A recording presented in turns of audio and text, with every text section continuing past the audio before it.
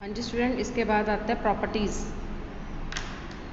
Of general properties of group number 15 element. सबसे पहली property atomic and physical properties. इसमें आपको ये चार्ट दिया हुआ है।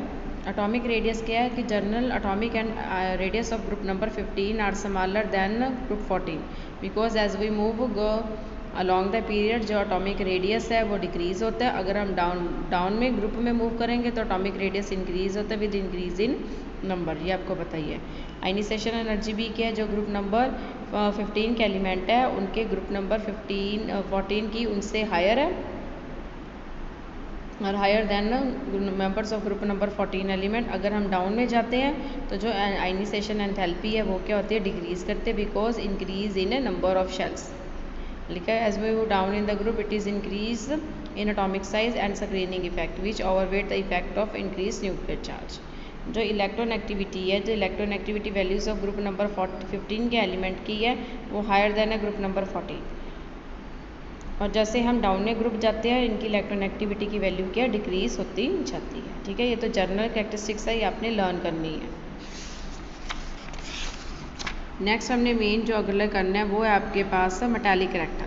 तो जो ग्रुप नंबर 15 के एलिमेंट है वो लेस मेटालिक है। हाउएवर जो डाउन द मेटल्स है, ये आपको पता होना चाहिए कि जो ग्रुप नंबर 15 में है वो तीनों फॉर्म में एग्जिस्ट है। मेटल्स भी है, नॉन मेटल्स भी है, मेटालॉइड्स भी है और मेटल भी है, तीनों है। ठीक है, तो इनमें लिखा metallic character increase to bismuth. पहले ये नॉन मेटल है, फिर मेटालॉइड हो जाता है, फिर मेटल्स हो जाता है। ठीक है, यहाँ पे ऐसे दिया एक्सप्लेनेशन, इसका रीज़न क्या है, due to increase nuclear charge and high electronegativity elements of group 15 are less metallic than the corresponding of group number 14 but on moving down the group the atomic size as well as the screening effect of intervening atom increase as a result the ionization enthalpy decrease and therefore metallic character increase down the group. इनका metallic character अब क्यों increase हो जाता है कि जब हम top से बॉटम मूव करते हैं, ठीक है, तो स्क्रीनिंग इफेक्ट होने की वजह से इसकी जो आयनाइजेशन एनर्जी है वो कम हो जाती है और उसका जो मेटालिक करैक्टर है वो क्या हो जाता है, इंक्रीज हो जाता है। ठीक है, तो ये अपने रीज़न है। आपको ये पता होना चाहिए कि जो ग्रुप नंबर 15 है उसमें नॉन मेटल कौन कौन सी है, मेटालॉइड कौन कौन सी है और मेटल कौन कौन सी है, ये आपको पता होना चाहिए।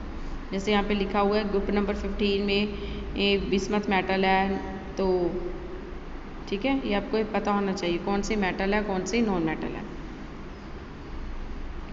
आगे melting and boiling point. The melting and boiling point of group number 15 first increase from nitrogen to arsenic increase करते हैं और then in decrease nitrogen to arsenic increase करते हैं, फिर एंटीमनी और बिस्मथ का क्या करता है, डिक्रीज करता है। इसका रीज़न है the melting point increase down the group due to increase in atomic size then an unexpected decrease in melting point of their tendency to form 3 covalent bond instead of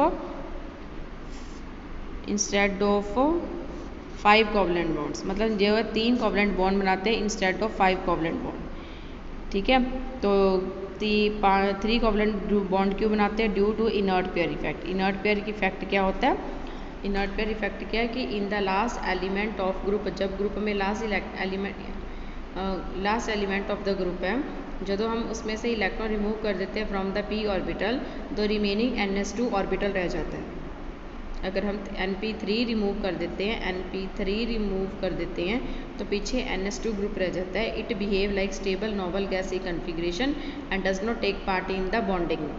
ठीक है, this reluctance of S pair to take part in the bonding is known as inert pair effect.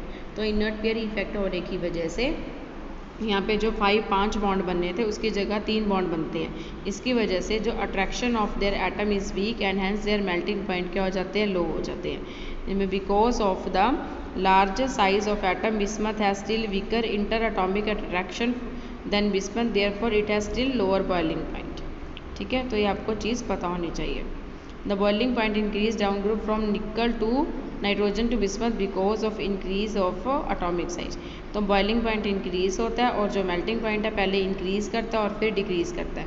पहले increase क्यों करता है, size की वजह से, फिर डिक्रीज क्यों करता है, due to inert pair effect. Okay.